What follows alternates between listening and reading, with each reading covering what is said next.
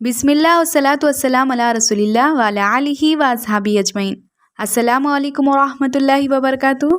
آج انشاءاللہ بات شروع کریں گے آیت نمبر 75 سے سورہ بقرہ میں۔ اس سے پہلے جو مضمون چل رہا تھا وہ مضمون تھا اللہ تعالیٰ کی باتیں، اللہ تعالیٰ کا خطاب بنی اسرائیل والوں سے، اور ہم نے دیکھا کہ یہ جو معاملہ شروع ہوا نا بنی اسرائیل کا، یہ شروع ہوا تھا 5ویں رکوع سے، اور یہ چلتا جائے گا جسے میں نے پہلے بھی کہا تھا 15ویں رکوع کے پہلی 2 آیتوں تک، مطلب پورے 10 رکوع صرف بنی اسرائیل سے خطاب ہوگا اللہ تعالیٰ کا۔ خطاب تو سابقہ امت مسلمہ سے ہے، لیکن اس میں رہنمائی ہے، ہدایت ہے موجودہ امت مسلمہ کے لیے، مطلب ہمارے لیے۔ یہ جو سارا سلسلہ ہے اس میں اہم ترین جو معاملہ ہوگا وہ 5ویں رکوع کا ہوگا۔ 5ویں رکوع میں اللہ تعالیٰ کی دعوت ہے حضور صلی اللہ علیہ وسلم کی پکار کی طرف بنی اسرائیل والوں کو، اور یہ جو پکار ہے یہ نرمی سے دی گئی ہے، اور یہ جو دعوت ہے یہ دل جوئی کے ساتھ دی گئی ہے، اور اچھے سے اللہ تعالیٰ نے پکارا ہے بنی اسرائیل والوں کو حضور صلی اللہ علیہ وسلم کی طرف۔ یہ جو 5واں رکوع ہے یہ بمنزل فاتحہ ہوگی باقی 9 رکوعوں کے لیے۔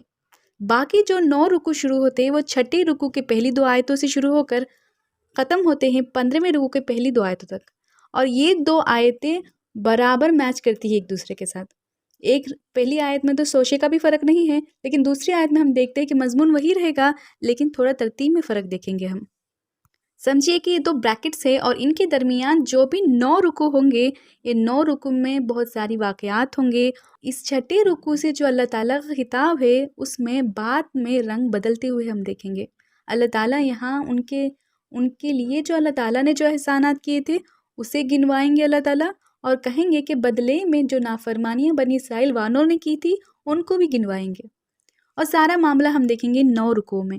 اس میں بہت سارے واقعات ہوں گے۔ کچھ واقعات کے بعد کچھ آیتیں ایسی آئیں گی جو یونیورسل ٹروتس کہلائیں گی، مطلب جو مورل لاس کہتے ہیں نا۔ ایک تو کائنات چلتی ہے فزیکل لاس پہ، اور دوسری ہوتی ہے مورل لاس، اور ان پہ کائنات کا نظام ہوتا ہے، اللہ تعالیٰ کا نظام ہوتا ہے۔ ان ابدی حقائق پہ جو آیتیں آئیں گی نا، یہ آیتیں بہت اہم رہیں گی۔ ایسی 2 آیتیں گزر چکی ہیں، جیسے اللہ تعالیٰ نے کہا تھا کہ ضربت علیہم ذلۃ والمسکنہ، کہ مار دی گئی ان کے منہ پہ ذلت اور مسکینیت۔ مطلب یہ سمجھ میں آتا ہے کہ ایسی امت جس پر 2000 سال تک رحمتوں کی بارش ہوئی، اسی درجے سے یہ اتر گئے ان کی بدعملی کی وجہ سے یا بے عملی کی وجہ سے۔ ایسی امت جب اللہ تعالیٰ کی نافرمانیوں پر اترتی ہے، اللہ تعالیٰ کے حکموں کو پیچھے ڈالنے لگتی ہے، تو پھر ہوتا یوں ہے کہ ان کے دلوں کو اللہ تعالیٰ سزا کے طور پر اتنے سخت کر دیتا ہے کہ جیسے کوئی پتھر ہو۔ اور یہ یونیورسل لا بھی ہم نے دیکھا تھا 74 آیہ میں۔ جو اللہ تعالیٰ نے جو سزائیں کہی ہیں ان میں، یہ ساری سزائیں ساری امت پر نہیں آتی، خاص کر اس امت کے قائدین پر آتی ہے۔ اور امت کے قائدین کون ہوتے ہیں؟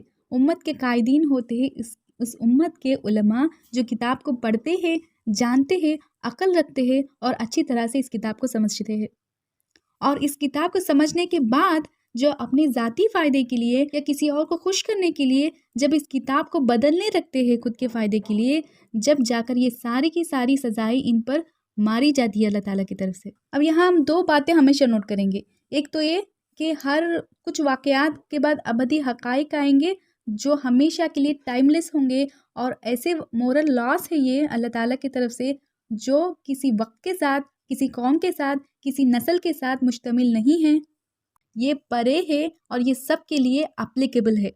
ایک تو یہ بات ہوئی۔ دوسری وہ بات کہ علماء جو ہے وہ جو اس کتاب کو بدلنے لگتے ہیں جان کر سمجھ کر، ان کے لیے یہ سزائیں بہت زیادہ ہے۔ آگے جو آیتیں آئیں گی وہ ان باتوں کو زیادہ واضح کریں گی۔ آیت میں چلتے ہیں، بسم اللہ الرحمن الرحیم۔ افتطمعون ان یؤمنوا لکم، کیا تمہیں واقعی میں لگتا ہے کہ یہ لوگ تم پر ایمان لائیں گے؟ یہاں اللہ تعالیٰ پوچھتے ہیں صحابہ کرام سے کہ واقعی میں کیا تمہیں لگتا ہے کہ یہ یہودی لوگ تم پر ایمان لائیں گے؟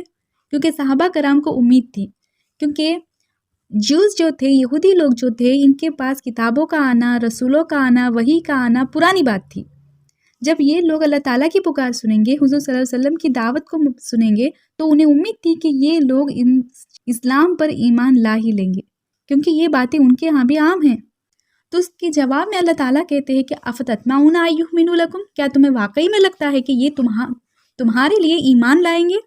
وقد کان فریق، اصل بات تو یہ ہے کہ ان میں ایک فریق ایسا بھی ہے، ایک گروپ، ایک طبقہ ایسا بھی ہے ان یہودیوں میں، منہم یسمعون کلام اللہ، جو سنتا ہے اللہ تعالیٰ کے کلام کو، ثم یحرفونہ من بعد ما عقلوہ وہم یعلمون، جو اللہ تعالیٰ کی کتاب کو سنتا ہے پھر اسے بدلتا ہے، من بعد ما عقلوہ، اس میں عقل رکھنے کے بعد اور سب کچھ جاننے کے بعد، مطلب کتاب کو اللہ تعالیٰ سے سن کر، اللہ تعالیٰ کی کتاب کو جان کر، عقل رکھنے کے بعد پھر اللہ تعالیٰ کی کتاب کو یہ بدلتے ہیں۔ ایسا ایک طبقہ ان میں موجود ہے۔ کتاب کو کون بدلتے ہیں؟ جو جان کر بدلتے ہیں۔ کتاب کو جاننے والے لوگ تو علماء ہوتے ہیں نا، کتاب کو جو پڑھتے ہیں، جو عقل رکھتے ہیں، جو سوچتے ہیں، جو اچھی طرح سے کتاب کو جان لیتے ہیں، پھر اس کے بعد اسے بدلنے لگتے ہیں۔ یہ علماء کی طرف اللہ تعالیٰ پوائنٹ آؤٹ کرتے ہیں کہ یہ لوگ پڑھتے ہیں، کتاب کو جانتے ہیں، پھر اسے بدلنے لگتے ہیں۔ ایسا ایک طبقہ موجود ہے ان یہودیوں میں۔ وَإِذَا لَقُوا الَّذِينَ آمَنُوا قَالُوا آمَنَّا، جب یہ ملتے ہیں ایمان والوں سے کہتے ہیں کہ ہم ایمان لائے۔ ایک انٹرسٹنگ فیکٹ یہ بھی ہے کہ جیوز میں جو تھے، یہودیوں میں جو لوگ تھے، ان میں بہت سے لوگ ایمان کی طرف جھکتے تھے، مطلب اسلام کی طرف، حضور صلی اللہ علیہ وسلم کی باتوں کی طرف ان کا جھکاؤ تھا۔ مطلب یہ وہ باتیں سنتے تھے حضور صلی اللہ علیہ وسلم سے جو باتیں ان کی کتابوں میں موجود تھی، اور جیسے یہ لوگ سنتے ہیں کہ یہ وہی باتیں ہیں تو یہ ان کے دل نہ ایمان کی طرف تھوڑے مائل ہونے لگتے تھے۔ تو یہ ایمان والوں سے کہتے تھے کہ واقعی میں یہ ساری باتیں ہماری کتابوں میں بھی موجود ہے۔ وہ کہتے تھے صحابہ سے کہ یہ سچ ہے، یہ واقعی میں ہمارے پاس بھی، ہماری کتابوں میں بھی یہ باتیں موجود ہے۔ وَإِذَا خَلَا بَعْضُهُمْ، اور ہوتا یوں تھا کہ یہ جب پہنچتے تھے اپنے علماء کے پاس، اپنے رابائز کے پاس، اپنے جیوز علماء کے پاس، تو ان سے پوچھتے تھے کہ واقعی میں جو یہ رسول محمد صلی اللہ علیہ وسلم جو کہتے ہیں نا، یہ باتیں ہمارے ہاں بھی موجود ہے۔ تو ان کے علماء انہیں ڈانٹ دیا کرتے تھے کہ تم یہ باتیں جا کے ان سے کہتے ہو، تم ہماری کتابوں میں اگر جو باتیں ہیں وہ ان سے میچ کریں گی، یہ باتیں جا کے تم ان سے کہو گے تو قیامت والے دن اللہ تعالیٰ کے ساتھ یہ حجت کریں گے یہ صحابہ کہ یہ لوگ جان کر بھی ایمان نہیں لائے۔ تم مت کہنا کچھ بھی ایسی بات ہمارے کتابوں کے بارے میں ان سے۔ یہ ڈانٹ انہیں پڑتی تھی علماء سے، تو یہ چپ رہا کرتے تھے۔ جب یہ ملتے تھے وَإِذَا لَقُوا الَّذِينَ آمَنُوا، وہ جب ملتے تھے ایمان والوں سے، قَالُوا آمَنَّا، کہتے تھے ہم ایمان لائے۔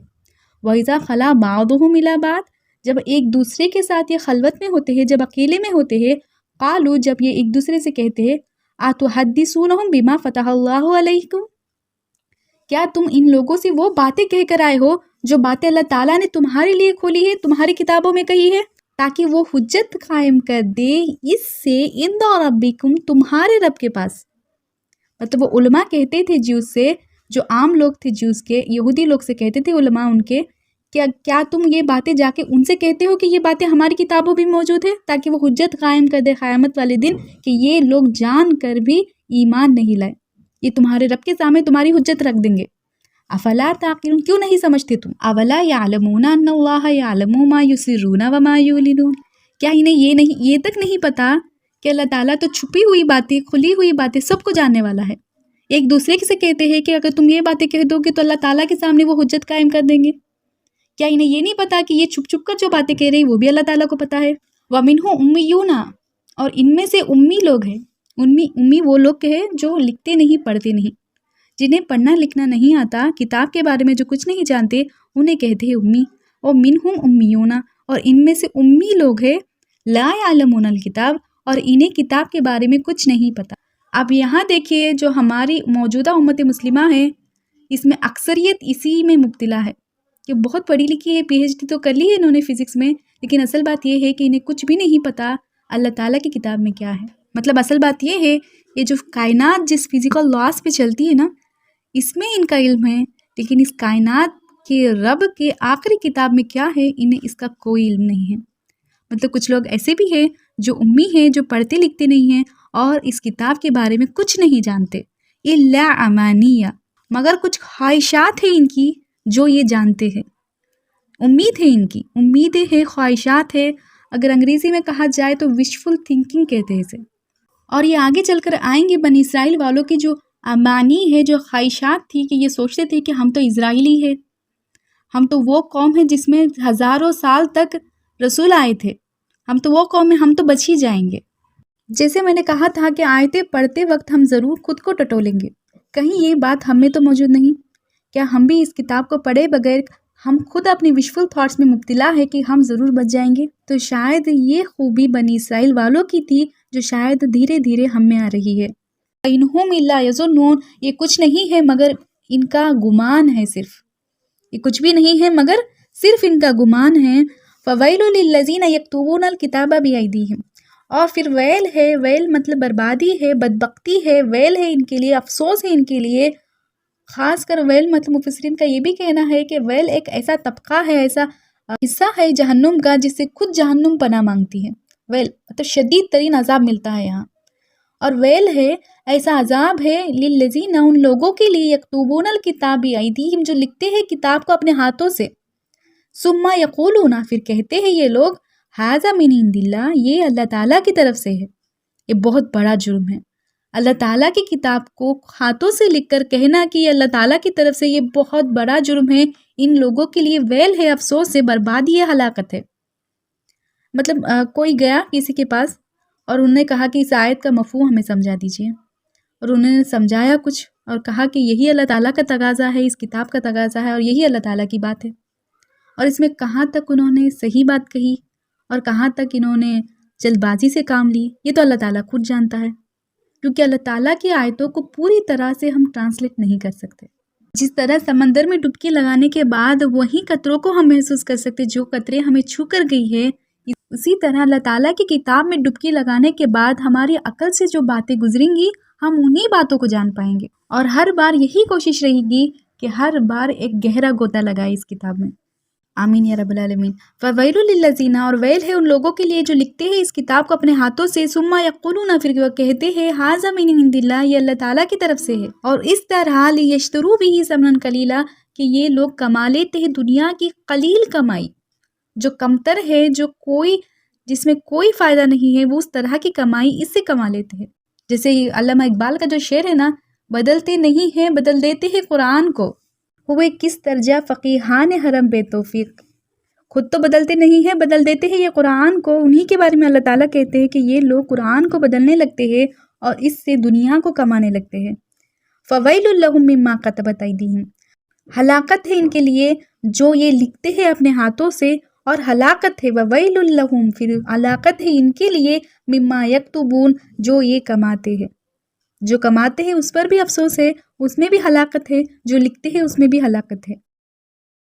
وقالوا لن تمسنا النار الا ایاما معدودات، جو پہلے امانی کی جو بات آئی تھی نا، جو خواہشات کی بات آئی تھی، اس کے بارے میں اللہ تعالیٰ کہتے ہیں، وقالوا لن تمسنا النار، وہ کہتے ہیں کہ نہ چھوئے گی ہمیں کوئی جہنم، الا ایاما معدودات، مگر گنتی کے چند دن، اگر جائیں گے بھی ہم جہنم میں تو بس گنتی کے چند دن ہوں گے، پھر ہم واپس آ جائیں گے۔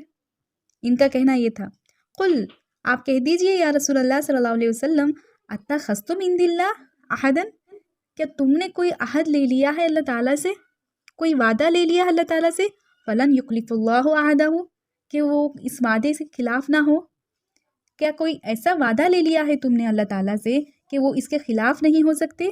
ام یقولون علی اللہ ما لا تعلمون، اصل بات تو یہ ہے کہ یہ لوگ وہ کچھ کہتے ہیں جن کا انہیں کوئی علم ہے ہی نہیں، مطلب اللہ تعالیٰ کی طرف ایسی باتیں لگاتے ہیں جن کا انہیں کوئی علم ہے ہی نہیں۔ بلا من کسبت سیئاتن، اور یقیناً جیسے میں نے کہا تھا کہ کچھ آیتوں کے بعد، کچھ واقعات کے بعد، کچھ آیتیں ایسی بھی ہوں گی جو ابدی حقائق کہلائیں گی، جو یونیورسل ٹروتھس ہوں گی، جو مورل لاس ہوں گی، ان میں سے سمجھ لیجیے کہ اہم ترین بات ہے جو آگے آ رہی ہے۔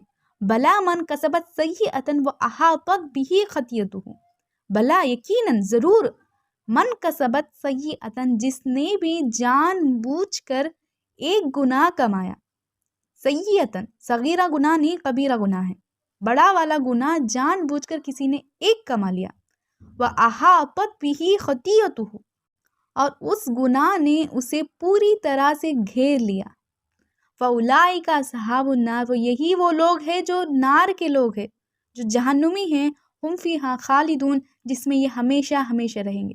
بس ایک گناہ، ایک ہی گناہ کی بات ہوئی نا، ایک گناہ، لیکن وہ گناہ ایسا جس میں وہ گھیرا چلا گیا۔ اب کوئی سوچی کہ سود کھاتا ہے، باقی نمازیں بھی چالو ہے، تہجد بھی پڑھتا ہے، وہ شخص سب کچھ کرتا ہے، لیکن کرتا کیا ہے؟ سود کھاتا ہے۔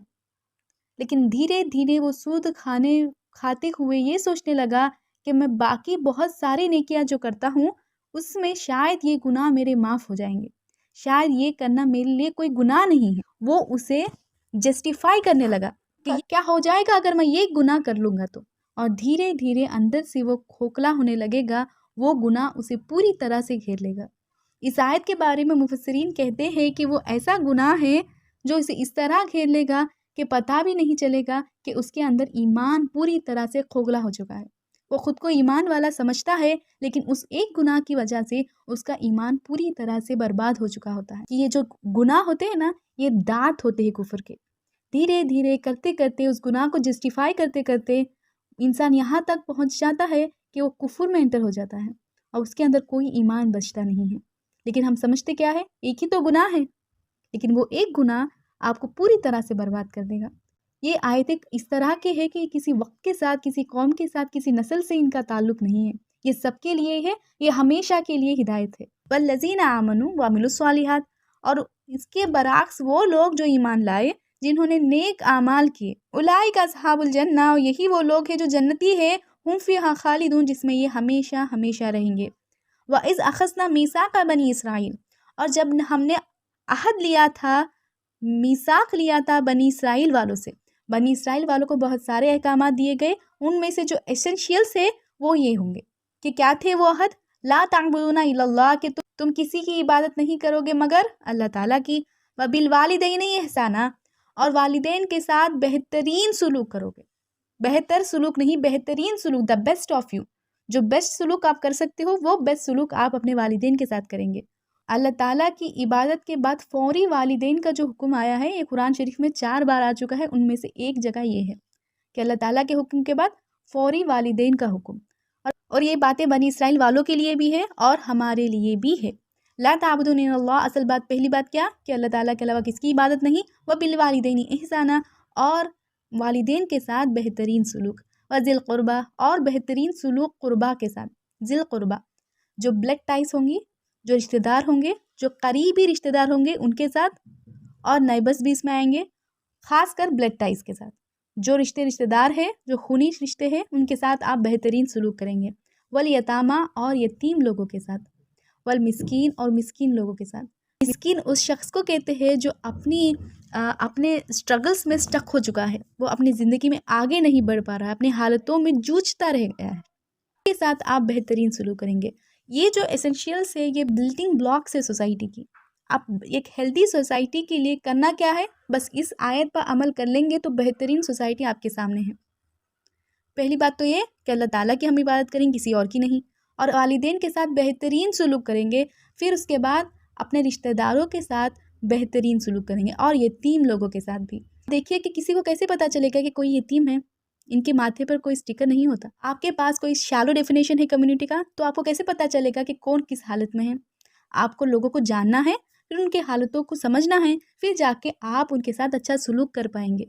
وَقُولُوا لِلنَّاسِ حُسْنًا، اور کہو لوگوں سے بہترین بات، اچھی بات، پیاری بات۔ اگر یہ آ گیا نا تو میں سمجھتی ہوں کہ کوئی کسی رشتے میں اب کڑواہٹ نہیں رہے گی۔ آپ لوگوں سے اچھی طرح سے پیش آئیں گے تو کون آپ سے جھگڑے گا؟ خاص کر مسلمانوں سے اچھی بات کا حکم نہیں ہے، یہاں سب سے اچھی بات کا حکم ہے، ساری انسانیت سے اچھی بات کا حکم ہے۔ جب بھی بات کرو تو اچھی بات کیا کرو۔ وَأَقِیمُوا الصَّلَاةَ، اب آ گیا اللہ تعالیٰ کی عبادت والی بات۔ آپ نماز قائم کرو، صلاۃ کو قائم کرو، وَآتُوا الزَّکاۃ، زکوٰۃ کو دیا کرو۔ یا دیکھیے یہ جو دو باتیں یہ ہمیشہ قرآن شریف میں زیادہ سے زیادہ سننے کو ملے گی۔ اقیموا الصلاۃ وآتوا الزکاۃ، نماز کو قائم کرو، زکوٰۃ ادا کرو۔ ایک اللہ تعالیٰ کی عبادت، دوسری اللہ تعالیٰ کی ایسی عبادت جس میں اللہ تعالیٰ کے بندوں کو فائدہ ہوتا ہے۔ ثم تولیتم الا قلیلا منکم، تم میں سے بہت سے تھوڑوں کے علاوہ سب پلٹ گئے۔ وانتم موردون، اور تم پلٹنے والے ہی تھے۔ اللہ تعالیٰ کا کہنا کیا ہے بنی اسرائیل والوں کے بارے میں کہ تمہاری فطرت ہی تھی پلٹنے کی، تم میں سے بہت کچھ نے اس بات کو فالو کیا، لیکن بہت سے لوگ تو پلٹ گئے۔ وَإِذْ أَخَذْنَا مِيثَاقَكُمْ لَا تَسْفِكُونَ دِمَاءَكُمْ، اور جب ہم نے تم سے میثاق لیا تھا، عہد لیا تھا، لا تسفکون دماءکم، کہ تم نہیں بہاؤ گے اپنا خون، اور نہیں نکالو گے تم ایک دوسرے کو، من دیارکم، اپنے اپنے گھروں سے، ثم اقررتم اور تم نے اقرار لیا وانتم شاہدون اور شاہد بنے، تم نے اقرار لیا کہ ہم ضرور اسی طرح کریں گے۔ مطلب اللہ تعالیٰ کے یہاں سے حکم یہ ہوا کہ تم آپس کا خون نہیں بہاؤ گے۔ یہاں میں وضاحت کر دیتی ہوں ورنہ بات سمجھ نہیں آئے گی۔ تو ہوا یوں تھا کہ یوشع ابن نون کے ماتحت جب بنی اسرائیل والوں نے دھیرے دھیرے فلسطین کو فتح کرنے لگے تو جو وہ پہلا شہر تھا علی ہاتھ جسے جیریکو کے نام سے اب ہم جانتے ہیں، اس کے بعد دھیرے دھیرے پورا فلسطین انہوں نے فتح کر لیا۔ لیکن فلسطین فتح کرنے کے بعد انہوں نے ایک حکومت قائم نہیں کی، انہوں نے 12 حکومتیں قائم کی، کیونکہ ان کے 12 قبیلے تھے الگ الگ۔ 12 حکومتیں رہیں گی تو آپس میں کھٹ پٹ تو چلتی رہے گی، تو اسی طرح وہ آپس میں خون بہاتے تھے، جنگیں ہوتی تھی، اور یہ ایک دوسرے کو گھروں سے نکال دیا کرتے تھے، انویڈ کیا کرتے تھے۔ اور اللہ تعالیٰ نے ان سے اقرار لیا، میثاق لیا، عہد لیا کہ تم اس طرح خون نہیں بہاؤ گے ایک دوسرے کا اور ایک دوسرے کو گھروں سے نہیں نکالو گے۔ تو اللہ تعالیٰ کی اس بات پر انہوں نے خور اقرار بھی لیا کہ ہم اسی طرح کریں گے جس طرح اللہ تعالیٰ کا حکم ہے۔ وَأَنْتُمْ شَاہِدُونَ اور وہ شاہد بھی بنے، انہوں نے پوری طرح سے اللہ تعالیٰ کا عہد کو ماننے کی بات کی تھی۔ ثُمَّ أَنْتُمْ هَؤُلَاءِ تَقْتُلُونَ أَنفُسَكُمْ لیکن پھر اس کے بعد بھی تم آپس میں قتل کیا کرتے تھے۔ تقتلون انفسکم تم نے قتل کیا اپنے آپ کو، اپنے لوگوں کو۔ وتخرجون فریقا منکم من دیارکم اور تم نکال دیا کرتے تھے ایک ایک گروہ کو، ایک ایک طبقے کو، تم میں سے جو طبقہ تھا، من دیارہم اپنے اپنے گھروں سے، تم انہیں اپنے گھروں سے نکال باہر کیا کرتے تھے۔ تظاہرون علیہم بالاسم والعدوان اور ان پر چڑھاؤ کرتے ہو، تظاہرون علیہم بالاسم گناہ کے ساتھ، والعدوان زیادتی کے ساتھ۔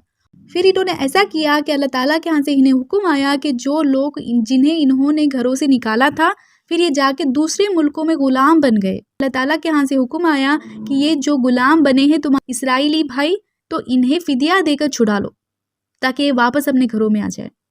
تو اللہ تعالیٰ کا حکم مانتے ہوئے پھر یہ گئے دوسرے ملک، جو غلام بن چکے تھے ان کے اسرائیلی بھائی، پھر انہیں یہ چھڑانے لگے کہ اللہ تعالیٰ کا حکم ہے، شریعت کا حکم ہے کہ ہم تمہیں فدیہ دے کے پھر واپس بلا رہے ہیں اپنے ہاں۔